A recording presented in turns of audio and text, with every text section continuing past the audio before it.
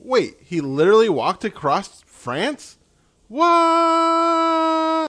Welcome to the Joyous Expansion Podcast. I'm your host, Brett Dupree, scouring the globe to bring you stories of courage, passion, and resilience. If I could sum up this podcast into one word, I would use empathy. Now let's get inspired. Welcome to the Joyous Expansion Podcast. I am your host, Brett Dupree, here once again, rocking it with the empathy, if you will. It's been 1 week since you looked at me. Yes, again, I'm your host, Joyous Expansion Life Coach Brett Dupree, here to talk about himself. Today I have a fun interview with Shawn Anderson, who is a very inspirational guy, so hope you stick around and listen to that interview. But this is the part of my podcast where I talk about myself. Basically, if I can't be vulnerable to my guests, how can I expect my listeners to be vulnerable? My guests to be vulnerable. So this week has been pretty good for me. Been thinking about the positives and negatives, as last year, of course, been very nostalgic over the year due to the fact, Toastmaster year. So I've been looking back on my growth over this past year, and that's what I remember talking about last week because, today is Monday when I'm recording this part, and on Tuesday, which is tomorrow, is kind of the year anniversary of me starting the Lightworker Toastmasters. The actual anniversary is the Wednesday is my actual anniversary, which I'm very excited about. I'm very happy that I was able to accomplish that. Though I am thinking about why I was successful with the Lightworker Toastmasters and not, but actually, no, I already know, and I think I already talked about that last year, so check out my Lightworker Toastmasters podcast where I talk all about how I started the club and how I pushed through it. But I've been thinking today about an addiction that I have, and since I've had a stable job in the last year and a half, this addiction has gone full force. But I haven't been too stupid about this addiction, but I have been kind of overdoing it, which is Kickstarter. Kickstarter.com is a wonderful, or maybe not wonderful, but it's a fun website where you help people with their desires reaching their dreams. You just give them money, which you can if you do like $5 to $1, or you can kind of pre-order their product. And it really can be almost anything. I remember one guy wanted to learn how to make potato salad, and he ended up putting up a potato salad festival because basically it went viral and everyone kept on giving him money, and he got like $40,000 to $30,000. I don't remember. I think it was like $30,000 to make potato salad. And so he put on a potato salad festival with the money, which is pretty funny. And, there's some controversies, some fun Kickstarters that never came to fruition. I know one, I Kickstarted this awesome scale, but I never got it. And he just kept on delayed it. But luckily I was able to get a refund. At one point, I'm just like, I'm sorry. I just can't wait any longer. I don't trust that you're going to give it to me when you're over a year late. But anyway, this is not actually a part of any Kickstarter story. This is more of a Kickstarter of why I love Kickstarter. When I go to a board game store, I see a game that's $100 or $50 or $40 and it looks fun, but I don't know much about it and I generally don't buy it. But I have probably over the years kickstarted at least 30 games. I've canceled most of them because after a while, when it gets close, I look at my budget. I'm like, I can't really afford this. So then I cancel. But man, did I really want to try out that game. And it is not just a discount. The discount is nice. The extra things, a lot of times you do Kickstarter, they give Kickstarter exclusives or these things they throw in just for the Kickstarter, which is fun, no doubt. But however, if I went to the store and it was like a store exclusive, if I spent $100 and even if pay that $100 compared to another store and I kind of wanted to check the game out, I probably wouldn't still buy it at the store. But at Kickstarter, I would want to buy it.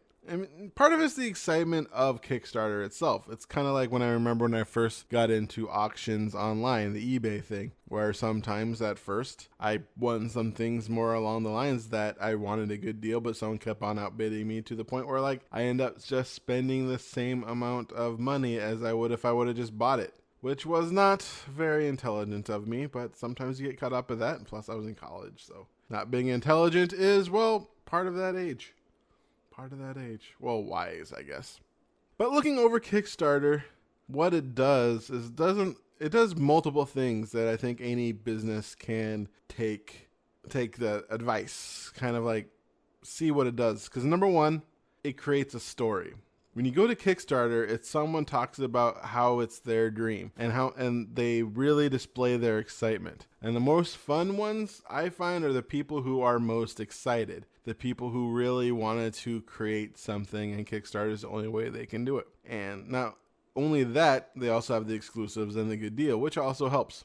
But then there's also the community. The best Kickstarters have good updates where you really get to the point where you want to be a part of them. I've been through some Kickstarters who have daily updates, and I tend to find those mostly annoying, especially the ones that have the first 15 days you unlock something.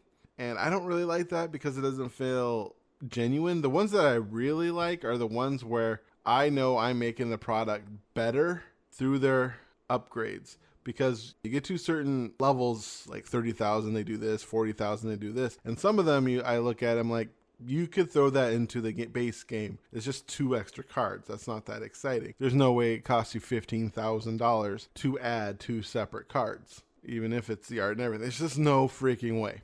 I just don't believe it. But if it's a slightly better box, that actually gets me more excited. Or better cards gets me more excited. That's one thing this board game called Fantastic Factories did. Every level that it went up made the game better, and that was exciting. So being a part of a story, I think, is very helpful. And that's one thing I really want to do with my podcast. When I get guests on, I try my best to get them to tell their story. Sometimes I'm very successful, and I have these wonderful conversations where people really get vulnerable and talk to themselves about me, and other times people just come here and talk about what they want to talk about. I do appreciate the ones that do that and tell a story, which I think is important because honestly, I believe that's what people buy. They buy stories, but not only buy stories, they're entertained. Through the dawn of time, we entertained each other through stories. And there's almost nothing more important than a good story. I mean, think about it. If somebody just sat down and started telling a story and got animated and was a really good storyteller, you would sit and watch. You would. I know you would if you had the time. There's just something compelling about the story. I know some people don't want to tell their story. I know I didn't at first. I wanted to just espouse wonderful, positive things. But I realized more and more that I like, number one, sharing my story. I used to not. I used to try to create an aura of success where you look at my website, you look at my Facebook, my social media, and honestly, it looks like I have plenty of clients and everything's going 100% great. But number one, that just felt disingenuous, especially if I'm making a podcast. I have to think, what do I have to tell people? What don't I have to tell people to create that illusion? And number two, is it really that compelling? Is being successful just by ease really that compelling? I don't know. Plus, I just got sick of the facade. And that's why I tell people right now, Joyous Expansion is barely considered even a part-time job even. The amount of money I've made at this have been not very much. Just right now, it's a bunch of book sales, and by far the most successful thing I've accomplished is starting and running the Lightworker Toastmasters, which hasn't generated any income, but has generated a lot of personal growth and personal development. But I have created a community of people who are working together on their public speaking to get better.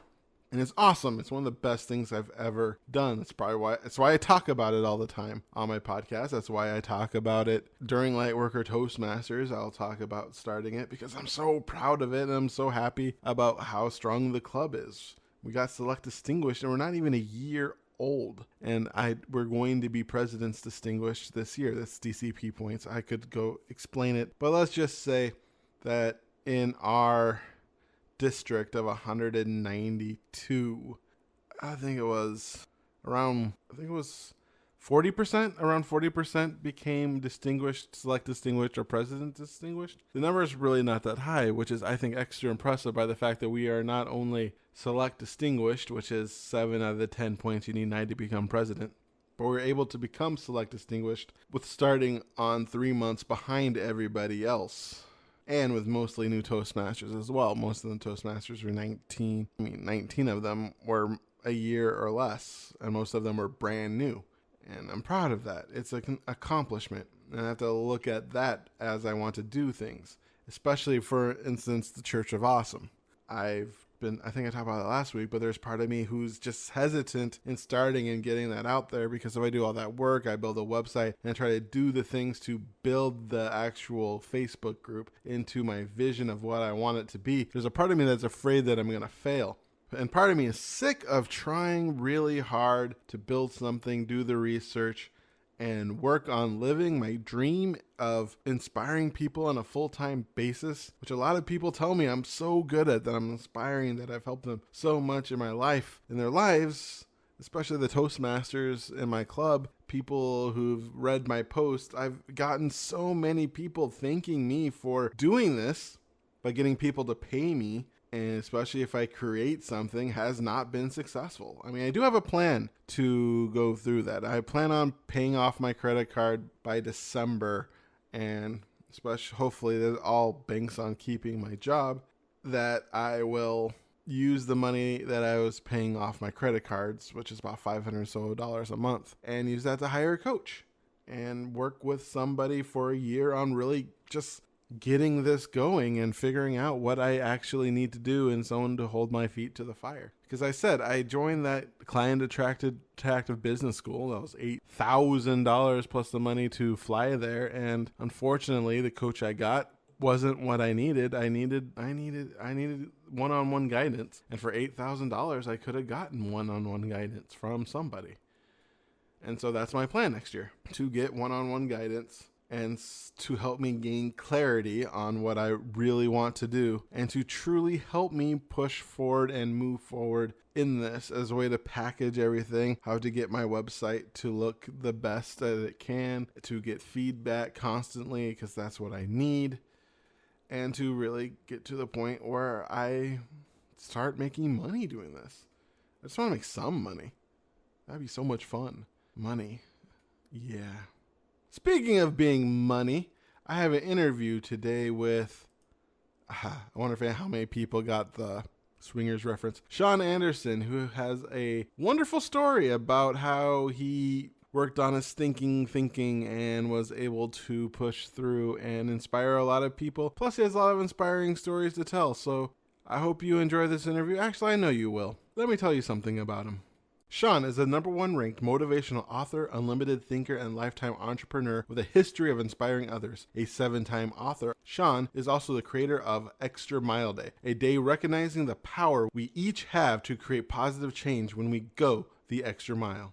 Shawn walks his talk. Besides inspiring tens of thousands through his speaking and writing, including inspirational speaking tour in the Philippines, attended by 20,000 attendees, Shawn built a multi-million-dollar company, pedaled a bike solo across the U.S. twice, and created adventures in 45 countries, including having walked across 6 countries in the last 5 years: England, Ireland, Spain, Portugal, Italy, and 750 miles across Shikoku, Japan. He will be walking 450 plus miles in his 7th country, France, in July 2019, which is this month. Still, he believes his greatest adventures and success are waiting to be lived. Now, here is my interview with Shawn Anderson. Hello, Shawn, and welcome to my podcast. Mr. Brett Dupree, it's a privilege to be here today. Thank you so much for the chance to talk with you. It's a privilege to have you. So let's start at the beginning. What is Extra Mile, and why did you create it? Going the extra mile is all about adding just a little bit more value. It's doing just a little bit more. If you want better health, it's doing that little bit extra, those extra few push-ups. If you want a better relationship, it's doing more than what is expected. If you want to raise up in your career or your business, it's doing more than just the normal. Going the extra mile is for people who want to add additional value in their life. If you've got a huge goal that you are going for, you probably can't achieve that goal unless you're doing the little bit extra. Going the extra mile has been my theme for a long time, and it originally started when I created something called the Extra Mile Tour in 2009. That's how it started. Interesting. Was there a time in your life where you didn't go the extra mile? I've always a person who has really loved achievement. I've loved the feeling of succeeding. I love the internal motivation that it gives me, and so I learned at a young age that if I wanted to get good grades in school, it doesn't get by just studying your 15 minutes or 20 minutes or just doing your homework and not trying. It's making sure you do it and you do it right. And anytime that you add those together, doing it and then doing it right, it requires that little bit of extra. So I think the extra mile has been planted in me just because I wanted to give life my best. So, what started this desire to give your life your best? I just love the feeling of doing well. When we're a young person, in order to get attention, perhaps from teachers or parents, some of us we learn to excel because that's the way we get attention. And as we get older, we perhaps find the ability to succeed makes us feel good internally, and that becomes our motivation. It makes me feel good. I want to continue to do what makes me feel good. We're not seeking anymore to succeed to please others. We're seeking to succeed because that's what makes us feel the best. So, at an early age, you got this internal desire to try to exceed and succeed best in life. Absolutely. I just liked the feeling that came with getting an A. I liked the feeling of coming with making the golf putt. I liked the feeling of being able to make a basket. I like that feeling. And in order to create that feeling, you've got to continue to work at it and practice and becoming better and better and better at it. And that's what's called going the extra mile. It's just doing that little bit extra that allows you to be able to perfect your craft or to succeed at a higher level. Yeah, I hear what you're saying, but I also know a lot of people who believe that something like an innate talent that allows them to hit that basket or do well or get an A in the test. What made you notice that instead of worrying about having the right genes or the right family, but that fact it's your actual effort that allows you to succeed? Probably was, I was a golfer at a very, very young age. And, I just was not born with an ability to take that club back smoothly and then bring it back down and hit the ball. I mean, that was not a talent that I was born with innately. That in order to perfect that skill, I had to hit golf ball after golf ball after golf ball after golf ball. That's when where repetition came in. When it was the 30 words that was on the spelling test in first grade or second grade. It wasn't that those words came naturally to me. I did not know how to necessarily spell that word, but it was the memorization and the practice and the sounding of out over and over and over. I was not born with the ability to either be a great speller or to be a great golfer, but it was something that I had to continually practice and work on so that I became good. And it was areas like that which showed me that the more that I put into something, the chances are the more I'm going to get out of that something. You learn to be self-motivated and to go the extra mile. What drew you to helping other people do the same? Well, I believe in life that far too people really clap for others. Far too people are really concerned about wanting to inspire or motivate other people to be their best. We've got so many whispers and voices in our heads that says, Brett, you can't do that. Brett, you're not good enough. Brett, there's no way you're going to be able to do that. And all this feedback that comes to us that just allows us to almost be like a turtle going to our shell. We don't take as much risk. We don't take as many chances. We don't do what we really want to do in life. So I chose just to become the other person. I said, absolutely, man, you can do this. You got this. I became a cheerleader for other people because I know what it felt like to not have people believe in you. And so I wanted to be the person that said, damn, yes, Brett, you can do it. You got this. Let's do this. Let's create a plan. Let's figure out how to make this work and then go for it. Who in your life didn't believe in you? Certainly the household that I grew up in wasn't one rich with positive reinforcement. Certainly at a young age, I had to learn that motivation was pretty much of an inside job. Of course, all of us get through elementary school by what I call the MDT accountability system: mother, dad, waking you up in the morning, teacher, making sure you do your homework. But as we get older, that MDT accountability system starts to fade. If we even had it, we find out that motivation becomes more of an internal thing. That if we're going to achieve and we're going to succeed and we're going to reach for our goals, that we've got to pretty much be motivated. When we're going to college, we don't necessarily have people saying, hey, Brett, did you do your homework? Hey, Brett, come on, you've got to finish this. Hey, Brett, where are you at in your paper? I just wanted to be that voice that not only can hold people accountable, but also that keeps people true to what they want to achieve. Cool. Seems like a good thing. I remember in college failing one, almost pretty much dropping out of a class because nobody told me to do homework. And that's what happens as we go through life. Most of us succeed through getting through that K through 6, again, because that MDT, mother, dad, teacher accountability system. But then past that, when we start to go to high school and we start to come out on our own, we start to see more and more people not follow through with certain things because, again, motivation, self-inspiring, it's not necessarily easy. We might have failed once. And as soon as we fail, all of a sudden we go, well, I'm not trying that again. I already failed. Why would I do that again? Or we have other voices again that say, Brett, you can't do that. You can't, there's no way you can do that. We start to believe that crap. And then we start taking fewer and fewer risks and we start settling for more and more mediocrity. So how do you pick yourself up when you fall?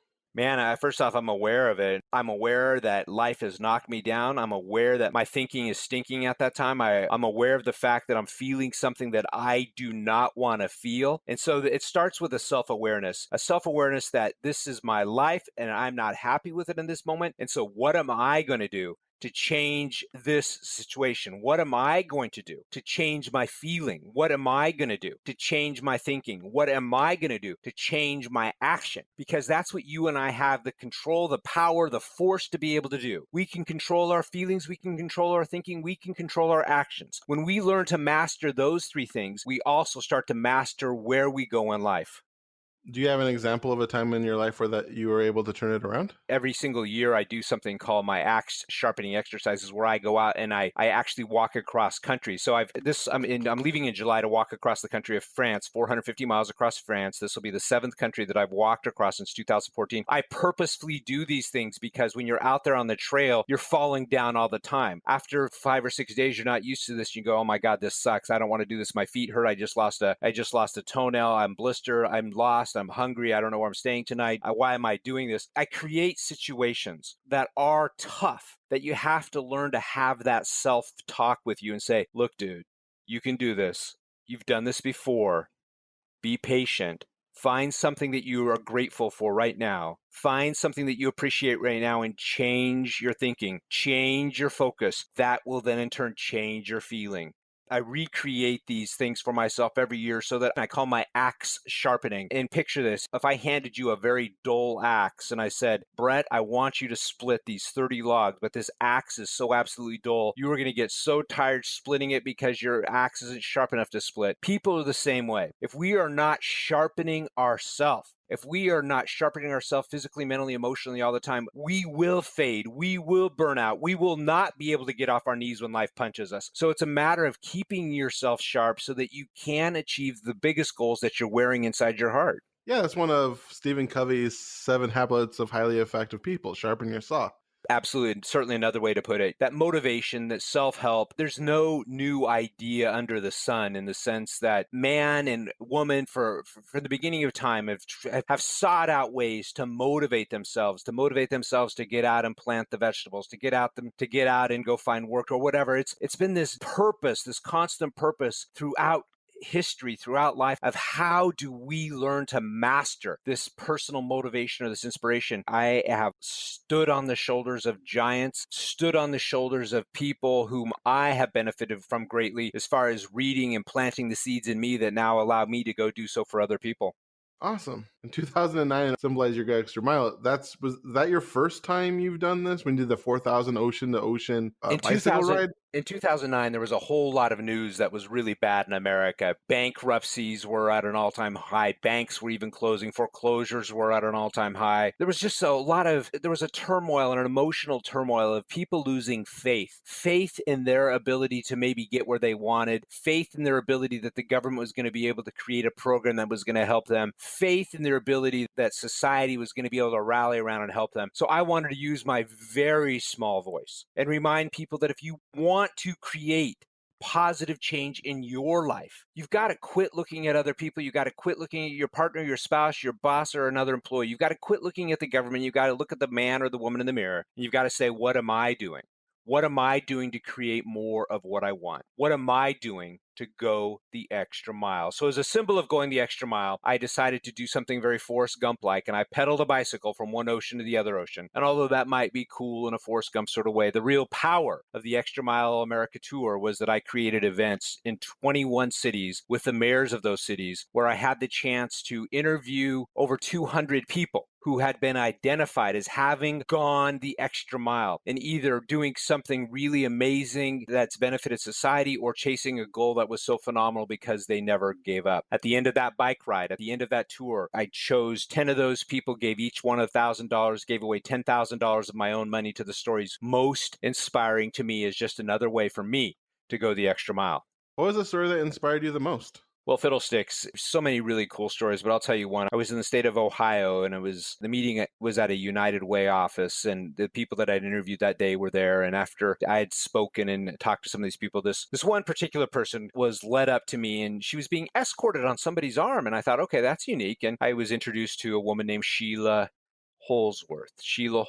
And the reason that she was being escorted up to me is because Sheila Holsworth was blind. Sheila Holsworth, when she was around, I believe, 10 years old, the orthodontic headgear to straighten her teeth that she was wearing back then, the orthodontic headgear, one day it snapped. And when it snapped, the rubber bands came up and it gouged out both of her eyes. So from a very young age, 10 years old, Sheila Holsworth was completely blind. She could have chosen just to live life as a blind person, but Sheila chose to go the extra mile and to live differently. Sheila Holsworth put fear aside and she started downhill skiing. She became a trick water ski jumper. She rode a bicycle tandem across her state. She lived life in a way that you and I with eyesight could live, and she would go down as fast as she could down snow skiing hills. And the way that a blind person did that is there would be a skier in front of her that she'd be tied to with a rope, and as the skier went down, Sheila knew how to turn left or right by the way that she felt the snow come up and hit her chest. So that's how was a snow skier. Water skiing, she would get on the back of the rope and she just wouldn't hold on, but she would do trick jumps, man. You and I, there's things that we are afraid to do with eyesight, but Sheila showed me that the only limitations that can really hold us back in life are the limitations that we set for ourselves. And so that was one of the 200 people that I had interviewed. That is an excellent story. Wow. See why that stuck with you. And certainly there was others. I remember being in Denver, Colorado, and there was Brad and Libby Berkey who had a real passion for opening a restaurant. Opening a restaurant might not be that big a deal, but you went into their restaurant called the Same Cafe, SAME, standing for So All May Eat. On your menu, you don't see any prices. At the end of the meal, you don't get a bill. At the Same Cafe, they wanted to make sure to serve amazing, delicious food, and you pay whatever you can afford to pay at the end of the meal. If you couldn't afford to pay anything, then certainly you could end up sweeping or doing dishes or something else, because everybody has a chance to have a little bit of integrity by doing something to earn their meal. Same Cafe, their model started to become a model for restaurants all over the country to open up in different cities. That's so cool. We could use a couple of those in Seattle. Absolutely. We're held back by what we think we can't do. And, certainly there's stories like that. And oftentimes you'd say, well, how could you ever open a restaurant when so many restaurants close down because they don't make it? How could you open a restaurant where you're not expecting your customer to pay? Well, if you believe you can, you can. How can you ski down a hill if you don't have eyes? Well, if you believe you can, you can. And that's the way it is. Sometimes we might have this dream or this goal, but there's this voice inside us that says, you can't do it. You can't do it. I'm sorry, you don't have enough money. You don't have enough time. You're not fit enough. You're not whatever. Well, you know what? If you believe that, then that's true. Whatever we believe is going to determine how far we can go. So how do you silence that part of your mind that tells you can't do it? Again, Brett, I believe it's awareness, man. You've got to be aware that is what is whispering your direction. You can't do it. You're not fast enough. You're not tall enough. You don't have enough money. You're not smart enough, whatever it might be. It's being aware that exists and then doing things that reprogram that stinking thinking. It's then making sure that you're reading positive material, you're listening to positive things, because I believe that the mind is just a muscle, like the muscle in my right bicep that I might be flexing right at this moment. The mind is this muscle, and you can either strengthen it for positive thinking or strengthen it for negative thinking. But the key is, what are you thinking? what is the most dominant thing in your brain, because you've got to be able to hear yourself talk. You have to hear what's coming out of your mouth and what your brain is thinking, because you go, oh, I don't like that. That's when you go back and you start tweaking that thinking. You start soaking in the motivational books. Earlier, I know that must be something you do. You mentioned Stephen Covey, that you're familiar with Covey's work. You started programming yourself with that particular speaker. That's what we do. Who are some of your favorite speakers? My favorite authors of all time, the two authors of all time that have made the biggest difference in my life is certainly Og Mandino, O-G Mandino. Og Mandino was the first person whose motivational books I realized it just doesn't have to be a list of 10 things. These are the things you do to be successful. These are the things you do to be a millionaire. These are the things you do to be a better speaker. But Og Mandino shared motivational, inspirational stuff in a story. His model started to be how I would write my books. The second one was Benjamin Franklin. Benjamin Franklin's The Autobiography of Benjamin Franklin. I learned then about an accountability system. Benjamin Franklin took 13 virtues of what he wanted to change in his life. Again, that was his self-awareness. These are the areas I'm lacking. These are the 13 things. He created performance charts, and he created a measurement system to measure how he could improve and how he was improving in each of these areas. That there showed me the power of accountability, personal accountability, and how you take your own performance, achievement, and results up to the next level. Again, Og Mandino, Benjamin Franklin, the two most influential people that I've ever read. Nice. Yeah, I've heard about the Benjamin Franklin, that autobiography. He's a great person. So what goals do you have for yourself in the future? I have a mission for my life, and it's a mission statement just like a business would have. My mission statement is to empower 1 million people to lead a more positive, passionate, and purposeful existence. So everything that I do is basically pointing back to that mission statement. The projects that I take on are pointing back to that mission statement. My own axe sharpening helps me become better at that particular mission statement. Again, to empower 1 million people to lead a more positive, passionate, and purposeful existence. How do you plan on going about doing that? Well, certainly, reading and writing has been a big deal. I've written 7 books. Certainly, I've had opportunities to speak all over the world. I had one particular speaking tour in the Philippines, my first extra mile world speaking tour. When we went over there, and for 30 days, we had a cumulative audience of 20,000 people. The two greatest gifts that I think people can really master if they want to influence people are certainly the gift of speech and the gift of the written word. And certainly those are two of the ways. And with social media today and how much it grows, I have opportunities all day long of either planting seeds or watering seeds. Nice. So you wrote 7 books? That is Yes. quite an accomplishment. Thank you. How do you go about writing 7 books? So how did you start writing your first? Did you have any negative thoughts about writing that first book, or you just went right at it? Well, the very first book I wanted to write, I went to school at Berkeley, and when I graduated from Berkeley, I first off, I've always been an entrepreneur, but right out of Berkeley, I needed to survive. And so I took a graveyard shift job at a 7-Eleven from 11 at night to 7 in the morning, from 11 at night to 7 in the morning. And after the coolers and the shelves were stocked at around 2 or 3, there weren't a lot of customers coming in. And so right then I started reading every motivational book I could lay my hands on. And that's where I learned the power of really motivating and inspiring yourself in order to inspire others. Back then was when I read the Franklin autobiography, and it made such a difference that I wanted to create my own accountability system. And so that's why I knew I didn't want to work at 7-Eleven forever. I had these dreams, these visions that I wanted to do. So I created an accountability system called SOAR, SOAR. I was running out on the beach one particular day, and I saw a seagull flying way out over the ocean, and the seagull that seagull was on his way to Asia. And I go, man, that seagull, he's flying way out there. He's not afraid to go where he wants to go. I want to live my life with that same lack of fear, that same inspiration. I want to soar like that bird. So the SOAR is how it happened. The S, Brett, stands for seeing. Be able to see your dream so clearly you can taste it, smell it, breathe it. That is what I want. It's seeing with your mind's eye. That is where I'm going. The O stands for organizing. Organizing that dream into a step-by-step plan. It's not enough to have a dream, but what are the steps to get to that? The A stood for acting. Acting on that plan. You can't come home and turn on the TV and start buying imaginary vowels with Pat and Vanna You've got to take action on that plan every single day. S, seeing. O, organizing. A, acting. And the R stood for rejecting. Rejecting failure, rejecting when you didn't do it, rejecting your own stinking thinking. SOAR. So I came up with that plan, SOAR. And before I was the age of 30, I became a self-made millionaire. I wanted to share SOAR with other people. So the very first book that I wanted to write was sharing this book called Soar to the Top. However, when I first started really approaching publishers with it, nobody was interested because people didn't know who you were, who I was. So I knew I had to write a book before Soar to the Top that gave me credibility. I had just finished graduating from Berkeley. I knew how to succeed in college, so I wrote a book called Countdown to College: Preparing Your Student for Success in the Collegiate Universe. Because I had experience and had a track record, that was picked up by a publisher, sold a few thousand copies, and then Soar to the Top was picked up. And that's how it started. That's how I wrote the first book, by stepping back and writing another book before the book that I really wanted to have published. Since then, I've put out 5 more books. Awesome. Wow. Congratulations on putting out those books. I like your acronym a lot. SOAR.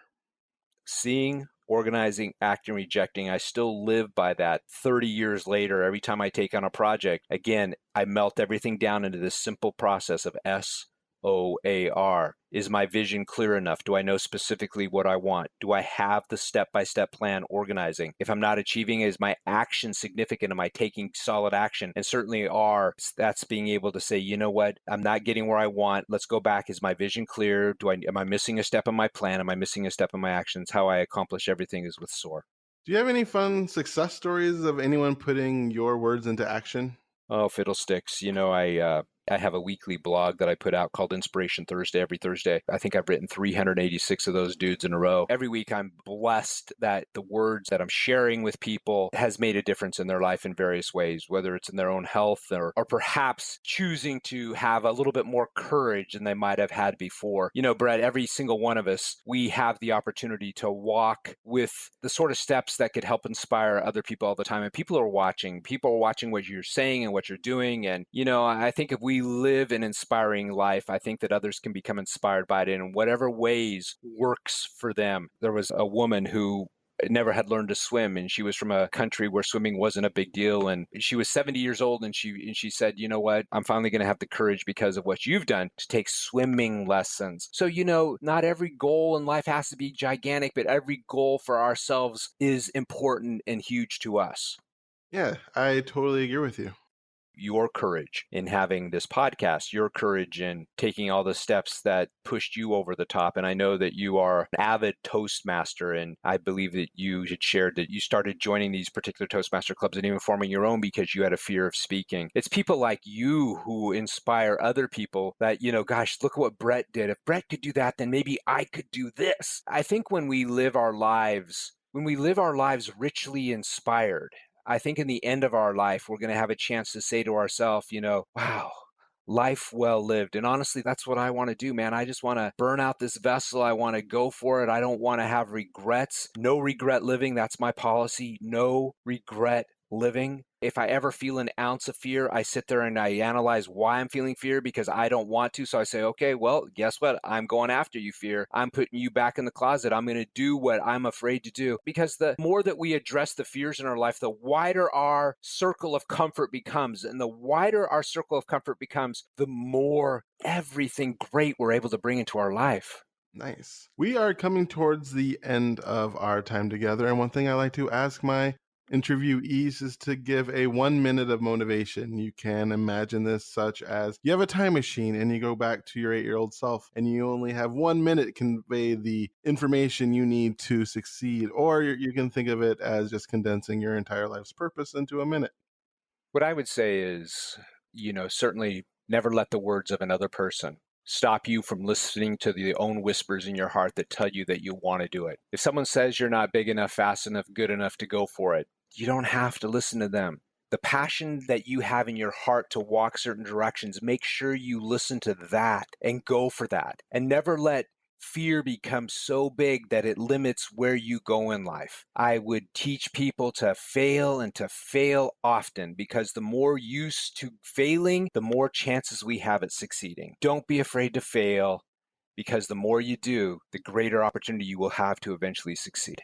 Awesome. Thank you so much for being on my podcast, listening to your story on how you go the extra mile and created your own virtue system for you to live with is extremely inspiring. And the way that you help other people do the same through your words, through your actions, and through your writing is something that, in my humble opinion, has made this world a better place. So thank you for your service to this world, and thank you for coming on my podcast. Well, Brett, thank you. And thank you for your courage.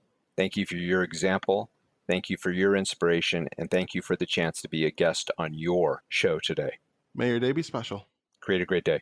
And there you have it, folks, my interview with Shawn Anderson. Isn't he an inspiring person that makes you want to get rid of your stinking thinking? One thing I loved about what he talked about was the fact that he did a good job of going out and doing something. He saw a problem in this world, something that he wanted to help with, and he did it his way, which I think is important. I have a lot of friends. You see that a lot, especially on Facebook now, of people who are just traumatized about what's going on in the world today, and they want to spend all their time complaining and being sad about it. And honestly, that doesn't do much except for make you sad about it and feel helpless and defensive and defenseless. Defenseless is what I mean. I don't mean this in a sense of they're becoming victims or victimization. No. I think a lot of things that are going on right now are legit problems. However, unless you're going to do something about it, then really you are wasting your energy. And there's so many things you can do. You can do something like Shawn did, which is want to inspire people to stop looking out the outside world for their inspiration and do something that gets people to inspire to better their lives. Because if you work on bettering your life, then you will become a more happy, joyful person if you are pushing forward rather than watching just the news. But again, just pick up, call senators, leaflet campaign, do something with that energy. That's the problem with stuck energy. When you don't do anything, that energy just kind of sticks there, and that's where depression happens. It's thinking those same thoughts over and over and over and over and over again. I remember this saying of this grandma who's lived a terrible life, and people asked her why she's not depressed, and it's because she said, I'm too busy to be depressed, because that was back in the olden days where you had to make all your clothes and make all your food, and she just didn't have time because she was constantly doing the action. One of the negatives of the modern day is we have plenty of time to sit down and think about how crappy our lives can be. So finding something to do, even if it's a little, to push yourself forward will help. Sometimes it could be just bringing a hobby. I have a girlfriend and she knits, and it's super cool watching her getting excited about knitting. And when she's knitting, she's not thinking about the fact that Nazis are taking over the world. That's the beauty of doing something. So one thing I really liked that Shawn Anderson talked about was doing something with that energy of seeing that negative out there. I mean, that's one of the reasons why I do my podcast, because even if I don't have the listenership that I would like, it makes me feel like I'm doing something to push myself forward. And for the people who do listen to this podcast, they can get inspired, even if it is just 5 to 10 listeners per episode. If it ever goes more, that'd be amazing. But focus on what I can do instead of what I can't do does not help me in reaching my goals in life. Focusing on what you don't have, focusing on your fears, focusing on the problems in your life will just bring more of that. Where your focus goes, your energy flows. And when your energy flows towards the negative, you can get stuck there into in a spiral. And a lot of times that spiral can lead to drugs and alcohol abuse and escapism. And your escapism doesn't even have to be drug and alcohol. I know when I go into that spiral, my escapism is food. I eat cakes and ice cream after eating Oreos and a big dinner. That's how I escape when I allow the negative thoughts to get into my head and push me down, especially when I stopped doing this podcast. If you noticed in like November, December of last year, when I slowed down on my podcast, I gained a bunch of weight because I got too focused on what isn't happening with my podcast. I got too focused on what isn't happening as being a president of public relations and Toastmasters, instead of focusing on the positive changes that I am making and focusing on the things that I can control. Because Shawn is right. You can control your thoughts. You can control your feelings, but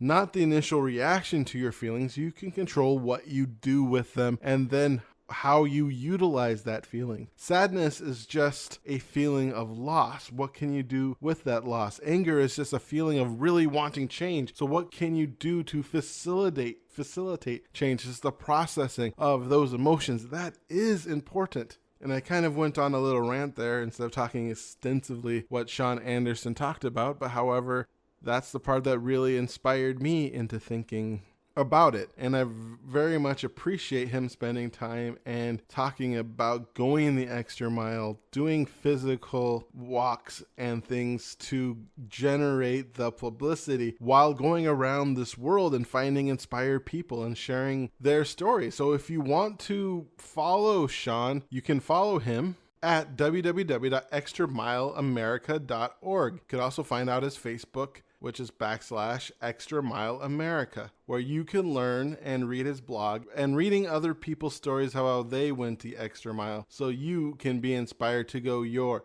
extra mile. This has been Brett Dupree from the Joyous Expansion Podcast. Thank you so much for listening. I appreciate you. If you want to email me on anything, you can email me at BRE2TsDUPR2Es@joyousexpansion.com. You can listen to more of these episodes at pod.joyousexpansion.com. Plus, I'm found at Stitcher, iTunes, Google, and a few other places where podcasts are available. And if you want me to be on a place, send me a message at my email address, and I'll work on getting me on there so you can listen to me on the podcast feed of your choice. You can find me on Facebook at Increase Your Joy. You can find me on Instagram at Joyous Expansion and Twitter on Joyous Expansion. You can find more about me at joyousexpansion.com, where I have a free ebook just for you on how to break through the prisons of fear. Also, if you're listening on anywhere and leave me a review, that'd be totally awesome of you. I'd appreciate that, as that helps very much in getting this podcast out there to more people. I hope you have a fantabulous day. I'm once again Brett Dupree, your Joyous Expansion Life Coach, champion of authentic joy, and catalyst of transformation of the Church of Awesome. Once again, wishing you to be love, to be joy, to be awesome. Now play that jingle. JoyousExpansion.com. JoyousExpansion.com. Come and say hello to Brett Dupree. He is an inspirational life coach, good for you and good for me. He turned my life from grey to blue, I'm sure he'll do the same for you. Get in touch and you'll see your life will change dramatically. JoyousExpansion.com. JoyousExpansion.com. Yeah.